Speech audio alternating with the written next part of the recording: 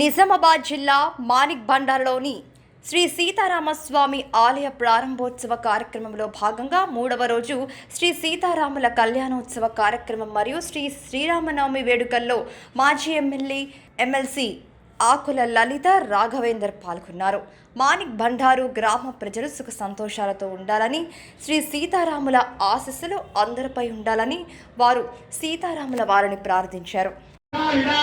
Karnataka Andhra Telangana Telangana Poona Bhora कुकुरकुलु Gandhara Vidarbha विदेहा पाकिका बरपरा केकया Bhosla Kundla Kirata Shurasena टिंकना कुंकना Matsya